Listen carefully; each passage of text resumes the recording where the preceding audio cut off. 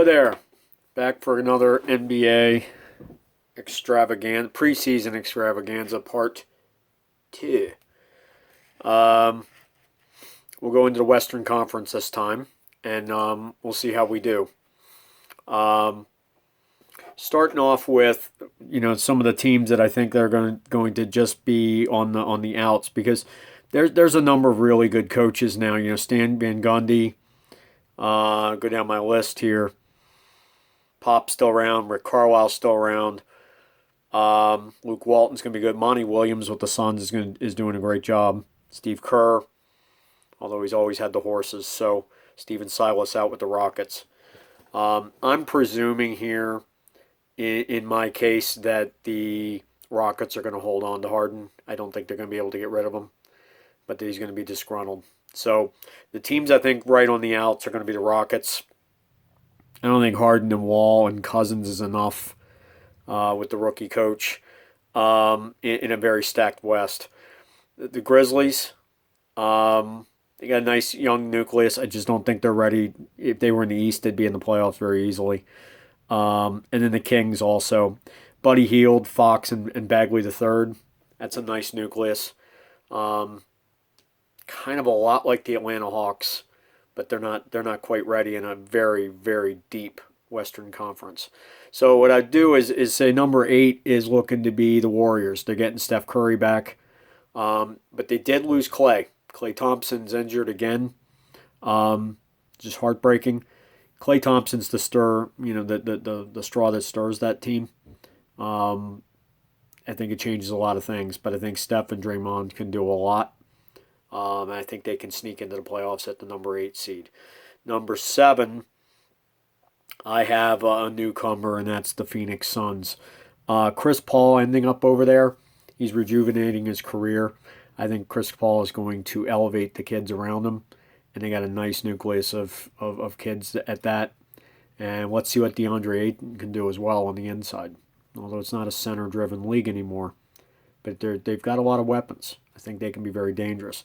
The number 6, Terry Stotts and the Trailblazers. They still need a couple of weapons, but I think they're dangerous. They get hot, they're dangerous, and I think they're consistently good enough that they get into the mix at the number 6 seed. The number 5 seed, Quinn Snyder and the Jazz. Spida Mitchell, good young player. They need to fill in around them a little bit, but that's a good young squad. Number 4, going to go with the Clippers. They lost Montrezl Harrell, and they also lost a very good coach, and they replaced him with the Diva Whisperer, Ty Lue. And I'm not sure that that's going to work. And I think they're going to take a step back here in the 2020-21 season. So that's going to take them down to the 4 seed. Number 3, I'm going to go with the Dallas Mavericks. You got a walking tripped up machine down there. You also got Kristaps Porzingis. You got a good young nucleus that is just going to get better and better and better. Luka's ridiculous. So let's see what they can do. I think Rick Carlisle's an excellent coach.